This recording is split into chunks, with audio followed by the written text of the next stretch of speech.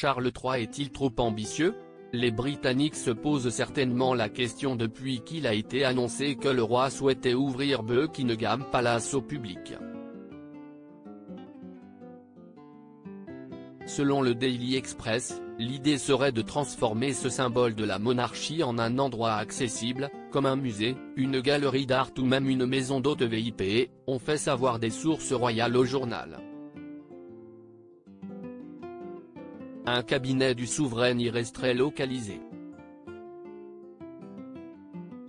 Étant donné que Charles III et son épouse, la reine Camilla utilisent toujours Clarence House comme leur lieu de résidence et souhaitent y demeurer, le couple préférerait faire du palais un lieu de culture qui rapprocherait le peuple de la couronne.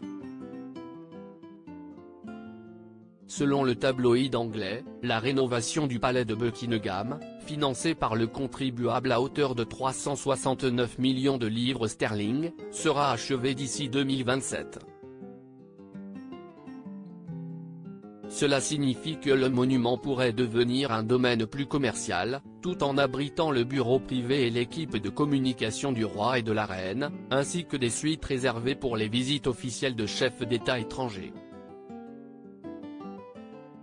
Il se plaît à Clarence House, il est plutôt frugal et ne voudrait pas faire appel à un architecte d'intérieur pour refaire le palais de Buckingham à sa place, a fait savoir un proche du septuagénaire. Ambitieux, ce projet ne convainc manifestement pas l'ensemble de la population londonienne. Dans un sondage publié par l'Express.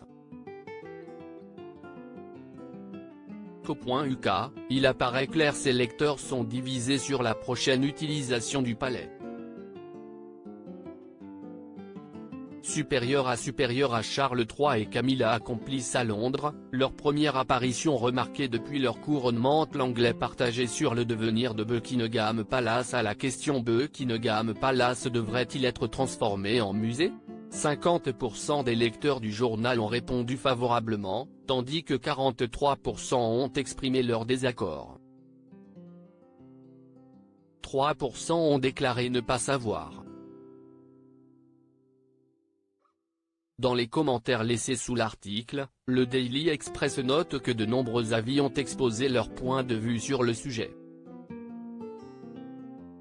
Une partie est déjà un musée et je suppose que si les futurs monarques ne veulent pas y vivre, je ne vois pas d'inconvénient à ce qu'il devienne un musée à plein temps en dehors des occasions officielles, a ainsi pointé un internaute.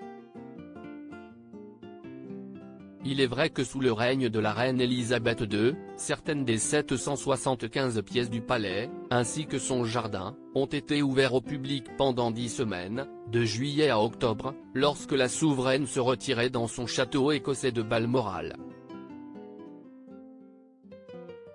Crédit photo, agence.